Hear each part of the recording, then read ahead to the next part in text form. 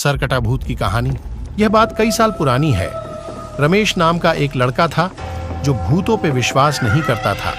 उनका मानना था कि भूत प्रेत नहीं होते, मगर एक हादसे के बाद उसकी यह सोच पूरी तरीके से बदल गई। रमेश गर्मी की छुट्टियां मनाने के लिए अपने गांव गया हुआ था। जब पहले रमेश अपने गांव जाता था तो वहां पर वह अपनी छुट्टियां आराम से मनाता और वापस आ जाता था, मगर इस बार जब अपने गांव छुट्टियां मनाने के लिए गया तो वहां जाकर पता चला कि इस गांव में सर कटा हुआ एक भूत घूमता रहता है।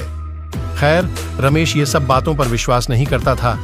उसे लगा कि उसके घर वाले उसे बाहर घूमने नहीं देना चाहते, इस कारण यह अफवाह फैला रहे हैं। एक दिन दोपहर के समय गर्मी बहुत ज्यादा थी, इसलिए वह गांव की बगीचे की ओर चल गया। बगीचे में एक बहुत बड़ा तालाब था। रमेश वहीं बैठकर ठंडी ठंडी हवाओं का आनंद लेने लगा।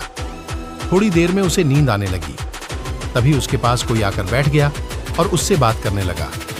रमेश भी आधी नींद में उस आदमी से बात करने लगा।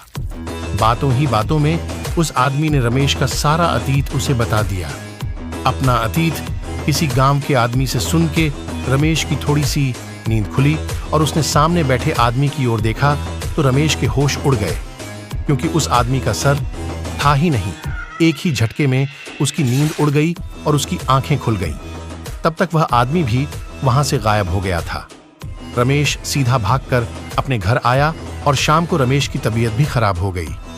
रमेश बहुत बीमार पड़ गया।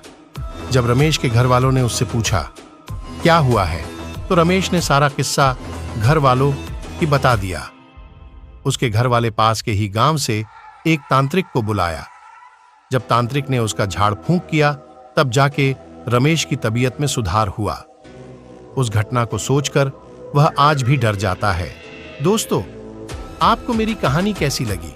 कमेंट में जरूर बताइएगा और ऐसी ही कुछ नई कहानी सुनने के लिए हमारे चैनल को सब्सक्राइब करें और वीडियो को लाइक करें। धन्यवाद।